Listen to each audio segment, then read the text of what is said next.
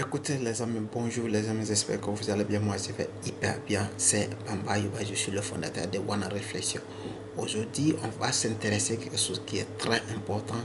Aujourd'hui les gens se demandent souvent quel appareil faudrait-il acheter en 2024 pour utiliser et quels sont les meilleurs appareils numériques en 2024.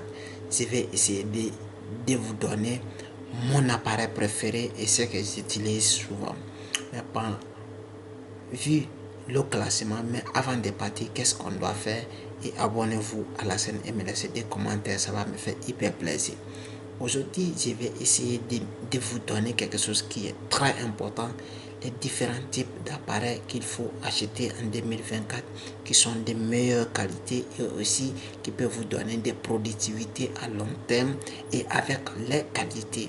Parce que on va essayer, on va s'intéresser au classement actuellement des meilleurs appareils actuellement 2024. Premier, quels sont les meilleurs appareils photographie numérique en 2024? Premier, moi, si j'ai des conseils à te donner, je te conseillerais d'acheter un Sony A7 III.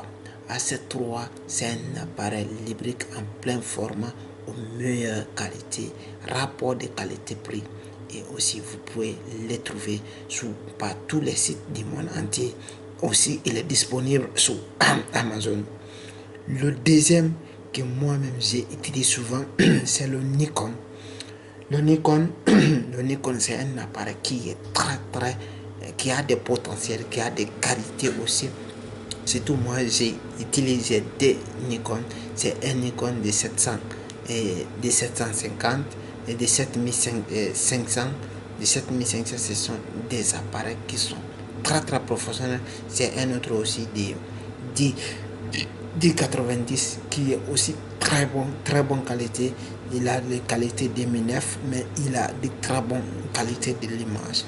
Et on va le troisième position, c'est qu'on appelle souvent le Canon EOS R6. Ce sont des appareils qui ont des vraies qualités, les gars. Ils sont des vraies qualités. Et on va s'intéresser à ce qui vient en quatrième position, le système. Cela veut dire le système OM-1.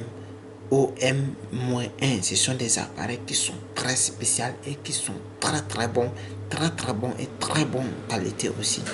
Et ce qui vient en sixième position, les Ricoh, c'est un appareil niveau aussi qui donne très bien et qui est très performant aussi. Et ce qui vient en troisième position, Sony R x10 5.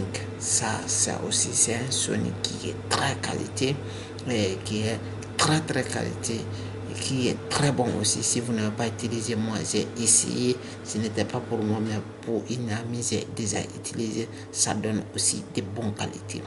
Et on va s'intéresser en septième position, le Fujifilm X-TK.